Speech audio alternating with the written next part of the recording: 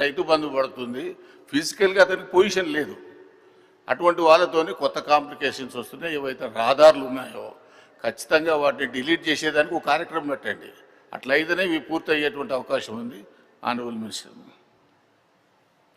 యథార్థం అధ్యక్ష, మీరు అన్నట్లు గ్రామీణ ప్రాంతంలో ముఖ్యంగా గిరిజనులేతలు ఉన్న ప్రాంతంలో ఈ సమస్య ఉన్నమాట వాస్తవం.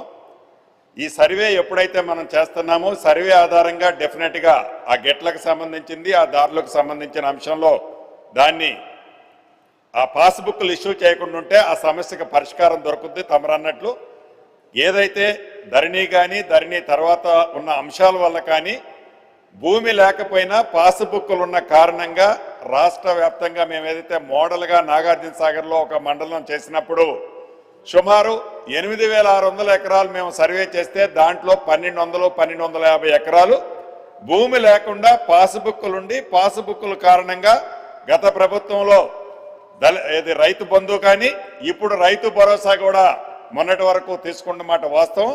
అదే రకంగా ప్రభుత్వం ఏదైతే అక్విజిషన్ చేసిందో పేమెంట్ ఇచ్చి వివిధ అవసరాల కోసం రాష్ట్ర ప్రభుత్వ అవసరాల కోసం కేంద్ర ప్రభుత్వ అవసరాల కోసం తీసుకుందో ఆ భూములు పానీల్లో ఏదైతే ఆన్లైన్లో రికార్డులో కరెక్షన్ చేయని కారణంగా అటువంటి భూములకు కూడా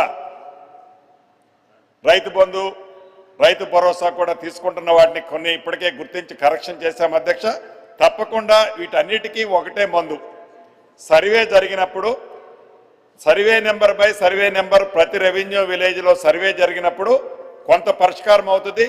రెండవది ఏదైతే ఈ రాష్ట్ర ప్రభుత్వం వచ్చిన తర్వాత రెవెన్యూ వ్యవస్థ ప్రతి రెవెన్యూ గ్రామానికి ఒకరిని జీపీఓలను నిర్ణయించిందో ఏర్పాటు చేసిందో దీనివల్ల కూడా ఆ రెవెన్యూ గ్రామంలో ఉండే సమస్యలు తప్పకుండా ఇమీడియట్లీగా ఎంఆర్ఓ గారికో ఆర్ఐ గారికో ఇంటిమేట్ చేయటం వలన ఇటువంటి సమస్యల పరిష్కారం అవుతుందని ఈ ప్రభుత్వం ప్రగాఢంగా నమ్ముతుంది అధ్యక్ష.